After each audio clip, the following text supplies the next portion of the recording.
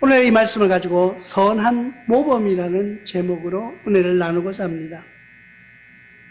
오늘 말씀에 보니 누구든지 내 연소함으로 이렇게 말했습니다. 연소하다는 말은 젊다는 말, 어리다는 말인데 성경의 원어를 찾아보면은 약 20대에서 40대까지를 연소하다고 이렇게 말합니다.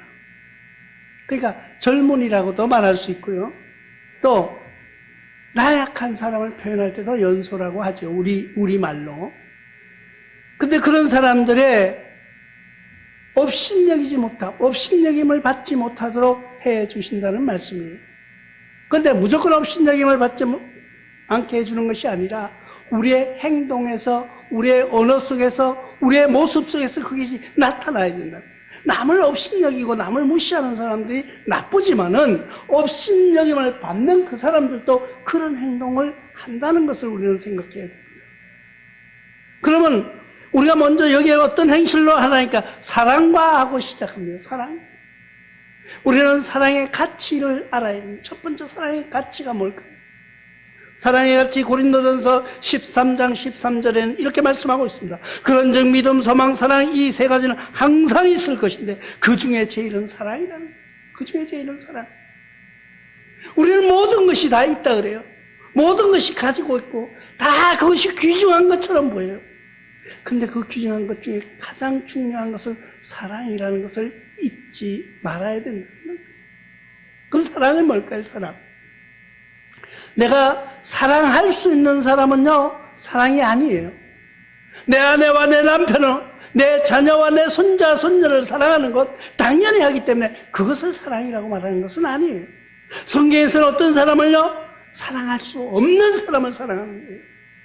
사랑하되 그 사람에게 돌려받을 수 없는 사람을 사랑하는 것을 우리는 사랑이라고 말합니다. 그 중에 대표적인 예가 예수님의 사랑이에요. 예수님은요, 이 세상에 오셔가지고 십자가에 못 박혀 돌아가셨는데 왜 돌아가셨을까? 우리가 생각해보면 예수님의 그 능력과 권위와 그 은혜를 생각해보면요, 정말 우리 인간으로서 이해 안 되는 부분들이 있어요. 예수님을 잡으러 왔던 병사들이 있습니다. 그들이 달려왔을 때 제자 중에 한 사람이 칼을 들어 그 귀를 잘라버렸어요. 그 귀를 자른다는 것은 우리가 보통 생각해보면요, 귀 자르는 거 뭐 별것 아닌 것 같죠. 그런데 그들은 제사장이었어요.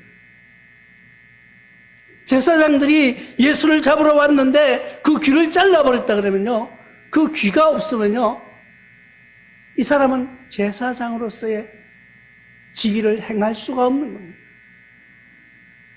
그러니까 예수님이 떨어진 귀를 집어서 다시 붙여주신 거예요. 야, 이거 상상할 수가 없는 거예요. 나를 잡으러 온 사람, 나를 죽이려고 잡으러 온 그 사람의 그 직이 떨어진다고 해서 그것을 다시 붙여주신 거예요. 다시 살 수 있도록 해준 거예요. 그런 사랑이 있을 수 있을까요? 인간으로서는 도저히 할 수 없는 사랑이에요. 그런 능력 있는 분이 십자가에 못 박혀 돌아가셨다, 이해가 안 되는 거예요. 왜 이해가 안 돼요? 능력 있는 분이잖아요. 죽었던 나사로를 살렸던 사람이에요. 그분이 예수님이에요. 파도가 칠 때 잠잠하게 하신 분이 예수님이에요. 물 위를 걸어오라고 명령하니까 베드로가 물 위를 걸어갔는데 그렇게 능력을 주신 분도 예수님이에요. 그런데 그 예수님이 아무 저항도 안 하시고 아무 반항하지 않으시고 십자가에 못 박혀 돌아가신다는 거예요. 그 사실은 받을 수 없는 사랑. 내가 왜 당신들 때문에 죽어간다, 나 때문에 죽어간다고 예수님은 말씀하신 거예요. 그럼 나 때문에 돌아가셨는데 내가 주님 앞에 해드릴 것이 아무것도 없어요. 아무것도 없는 그런 모습이 진정한 사랑이라. 받을 수 없는 거예요. 내가 저 사람에게 뭘 줬는데 저 사람이 나를 갚아줄 수 있는 사람, 내가 만약에 어떤 모습으로 도와줬는데 그 사람이 나중에 내가 이것이 도와주면 저 사람이 나를 또 갚아줄 거야, 그런 계산된 도와주는 것이 사랑이 아니라는 거예요. 사랑은 뭐예요? 받을 수 없을 때, 저 사람한테는 도저히 아무리 줘도 받을 게 하나도 없어요. 그럴 때 주는 것이 진짜 사랑의 가치라는 거예요. 그 갚음을 누가 갚아주냐? 우리 하나님이 갚아주시겠다는 거예요. 에베소서 5장 2절에도 그리스도께서 너희를 사랑하신 것 같이 너희도 사랑 가운데서 행하라. 그는 우리를 위하여 자신을 버리사 향기로운 제물과 희생 제물로 하나님께 드리셨느니라. 바로 그 말씀. 예수님은 향기로운 제물로 하나님께 드려진 자신의 육체를 하나님께 드렸어요. 뭐 때문에? 우리 죄 때문에. 나는 그 모습을 봅니다. 우리가 전에 잘 아는 무당이 하나 있었어요. 이 친구가 무당인 줄 몰랐는데 나중에 보니까 무당이더라고요. 그런데 이 친구가 항상 뭐 과일 같은 거 이런 걸 아주 엄청 좋은 걸 갖다 줘. 먹는 그 과일 좋아하냐? 좋아한대. 나는 그게 이제 처음에는 무당인 줄 몰랐지. 나중에 알았는데. 근데 그 사람들이요, 그 무당 굿한다고 그걸 했는데 이걸 자기네가 다 못 먹는 거예요, 이제. 그렇게 다 나눠주는 거예요, 이제 그때 당시. 근데 그 사람들이 나눠주는데 보니까 진짜 비싼 거예요. 우리는 사 먹지도 못하는 거. 그 제물로 굿을 하더라고요. 그런데 하나님께서도 하나님 앞에 드려지는 예물, 하나님께 드려지는 속죄 제물은 아주 정결한 거예요. 그런데 세상 사람들이 죄를 많이 지고 보니까 정결한 예물이 없는 거예요. 하나님께서 이들을 용서해 주시고 싶으나 우리를 용서해 주고 싶은데 받을 제물이 없는 거예요. 그래서 그 속죄제로 오신 분이 바로 예수님이라는 거예요. 예수님은 죄가 없으신 분이에요. 그렇기 때문에 그분이 제물이 되신 거예요. 만약에 예수님이 죄가 있었다면 그는 제물이 될 수가 없는 거였습니다. 그의 희생제물로 하나님께 드려졌다는 거예요. 그것을 오늘 이 에베소서 5장 2절은 말씀하고 있는 것입니다. 요한일서 4장 16절에도 하나님이 우리를 사랑하시는 사랑을 우리가 알고 믿었노니 하나님은 사랑이시라. 사랑하는 안에 거하는 자는 하나님 안에 거하고 하나님도 그 안에 거하느니라. 바로 그 말이에요. 우리는 하나님이 사랑인 줄 알고 믿었어요. 근데 세상 사람들은, 세상의 많은 사람들은 어떻게 해요? 하나님은 사랑이라고만 이야기를 해요.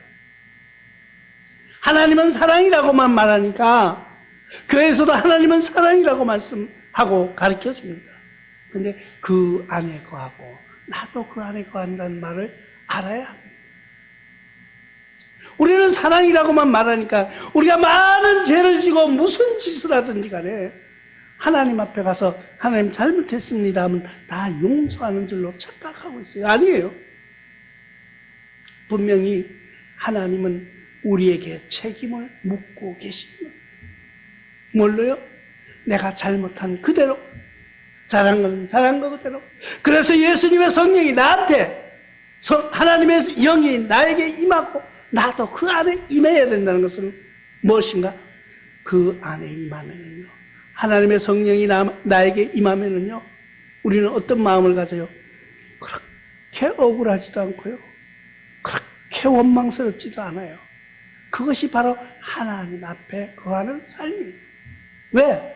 억울한 것 치면은 예수님보다 더한 억울한 사람은 없었을 거예요. 이 세상의 역사 이래 성경을 통해서 보면은 예수님처럼 억울한 사람은 없었어요. 아무 죄도 없으신 분이 타인의, 만인의 죄를 대신해서 십자가를 지신 그분. 그게 진짜 사랑의 가치라는 것을 우리는 알아야 합니다. 그러면 그 사랑의 가치를 안 나와 여러분들은 어떻게 해야 될까요? 믿어요. 믿음의 중요성이 있어야 됩니다. 요한복음 기자는 요한복음 6장 28절로 29절을 통해서 그들이 묻되 우리가 어떻게 하여야 하나님 일을 하오리까? 예수께서 대답하여 이르시되 하나님께서 보내신 일을 믿는 것이 하나님의 일이니라 하시다. 예수님이 오셨는데 그들에게 나가서 묻습니다. 예수님 앞에 가서, 예수님, 그때 랍비여 그랬겠죠. 선생님이요, 우리가 하나님 일을 하고 싶은데 뭘 어떻게 해야 됩니까? 하고 묻는 거예요. 우리는 세상에 나가 보면은 믿는 사람들도 그렇고 요즘 뭐 하십니까? 하나님 일을 한다고 그래요. 하나님 일. 하나님 일이 뭐예요? 하나님 일이라는 것은 우리가 예수 그리스도의 고난과 고통과 우리를 죄를 대속하신 그 예수님을 믿는 거예요. 그런데 믿는 자의 중요성이 뭐냐? 믿음의 중요성이 뭘까요? 그대로 따라가는 거예요. 우리 회장님 또 오셨으니까 롬보를 하시니까 잘해요. 롬보를 잘하는 사람을 보면은 그 사람을 행동을 따라해요. 그 폼을 따라해야지 그대로 되는 것 같아요. 우리가 잘하는 사람 보면 그 사람 따라하고 싶은 거예요. 그리고 예수님도 우리를 위해서 희생하신 그분, 우리의 죄를 위하여서, 우리를 용서하기 위하여서, 우리를 구원시키기 위하여서 하신 그분의 행동을 우리도 따라가는 거예요. 100% 따라가지는 못하지만은 흉내라도 내며 따라가는 거예요. 그게 믿음의 중요성이라는 거예요. 히브리서는 11장 6절을 통해서 믿음 없이는 하나님을 기쁘게 하지 못하느니 하나님께 나아가는 자는 반드시 그가 계신 것과 또한 그가 자기를 찾는 자들에게 상 주시는 이심을 믿어야 합니다. 이것이요, 우리가 하나님을 찾는 자에게 상 주시는 것만 믿는 것이 아니라 우리가 하나님을 찾되 잘못하면 채찍도 하신다는 거예요. 채찍도 준다는 것을 기억해야 돼요. 그래서 우리는 두렵습니다. 하나님은요, 사랑의 하나님 맞아요. 용서하시는 하나님 맞아요. 너그러운 하나님 맞아요. 그러나 한편은 두려운 하나님이라는 것도 알아야 돼요. 내가 잘못했습니다. 내가 용서받지 못한 일을 했는데 하나님이 다 용서해 주시려고 착각하면 안 되는 거예요. 우리는 하나님이 제일 싫어하는 일, 우상 숭배하는. 우리는 제일 먼저 하나님이 싫어하는 일이 뭘까를 한 번씩 찾아보는 여러분들 되시기를 바랍니다. 요한일서 3장 23절에도 그의 계명은 이것이니 곧 그 아들 예수 그리스도의 이름을 믿고 그가 우리에게 주신 계명대로 서로 사랑하는 것이다. 이것이 중요한 거예요. 예수 그리스도를 믿으면은 우리는 서로 사랑할 수밖에 없어요. 내보다 나약한 사람 보면요, 도와줘. 나보다 힘들어하는 사람 있으면 같이 힘이 되어줘. 슬픔에 처해져 있는 그 사람과 함께 울어줄 수 있는 그런 마음이 중요한 거예요. 우리가 사랑이라니까 거창한 줄 알아요? 남녀 간의 에로스적인 사랑은 아무나 할 수 있어요. 그건 사랑이 아니에요. 우리가 진짜 사랑하는 것은 슬픈 사람과 함께 슬퍼해 주는 거예요. 우는 사람을 책망하는 것이 아니라 같이 울어주는 거예요. 얼마나 아팠냐? 얼마나 힘들었어? 저에게 오늘 한 친구가 있습니다. 아무도 자기를 알아주지 않아요. 계속 채찍만 들고 있어요. 그래서 나는 그 사람을 향해서 그래, 힘들었지? 별말 하지 않았어요. 힘들었지. 그가 눈물을 흘릴 때 같이 울어주는 거예요. 그때가 그 사람은요, 제 말을 너무 잘 들어줘요. 왜? 내 마음을 알아주는 사람이 한 사람이다. 내 마음을 알아주는 사람. 우리는 그런 사랑을 해보지 않으시렵니까? 그것이 믿음의 중요성이고 예수님께서 원하시고 계시는 것입니다. 그런 선함에 우리는 앞장서야 됩니다. 오늘 마지막 절에 그런 있어서 모든 자들에게 본이 된다. 본이 된다는 것은 무엇이에요? 모범적인 삶이 되는 거예요. 선한 모범이 되어야 돼요. 우리는 삶 속에서 악한 모범이 되는 것이 아니고 선한 모범이 되어야 돼요. 우리는 세상을 떠들썩하게 했던 아주 흉악한 범인들의 이름도 우리는 기억합니다. 그런 사람들의 모범, 그런 사람들을 따라가는 것이 아니라 선한 믿음의 모범적인 삶을 본을 보이면서 살아보지 않으시렵니까? 데살로니가 후서 3장 9절을 통해서 우리에게 권리가 없는 것이 아니요 오직 스스로 너에게 본을 보여 우리를 본받게 하려 합니다. 우리에게는 당당한 권리가 있어요. 주장할 수 있는 힘이 있어요. 내가 누구든지 내 말을 말하고 내 권리를 주장할 그럴 능력이 있습니다. 그런데 우리가 어떤 것을 주장해야 될까요? 선한 것을 주장하는 거예요. 선한 것, 사랑하는 것. 또 디모데전서 오늘 4장 12절 말씀, 누구든지 내 연수함을 업신여기지 못하게, 그러니까 우리를 업신여기지 못하는 게, 내가 비록 약할지라도, 내가 비록 연수할지라도 남들이 업신여기지 않게 우리 삶을 살아가는 거예요. 그 어떻게 하는 방법? 오직 말과 행실과 사랑과 믿음과 정절에 있어서 믿는 자들의 본이 돼요. 우리는 삶 속에서 어느 곳에 있든지, 내가 어느 위치에 있든지 그곳에서 최선을 다해서 본을 보이는 삶이 되어야 된다는 거예요.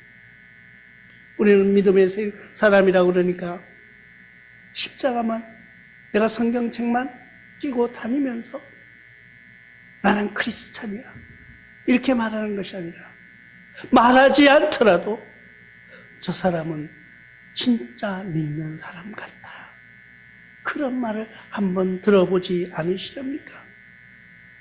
우리는 어떤 분이 그런 이야기를 해요. 하도 교회 가라는데 그 왜 교회를 가냐 물어봤어요. 교회를 왜 가냐? 죽으면 천국 가야 돼. 그러면서 전도하더라고요. 그러면 너는 믿으니까 천국 가겠네? 그렇지. 나는 교회는 열심히 가니까 그 천국 간다. 나는 네가 가는 천국은 안 간다. 나는 네가 가는 천국은 가기 싫다. 네하고 같이 가고 싫다는 거예요. 우리는 그런 모습으로 살아가서는 안 되는 거예요.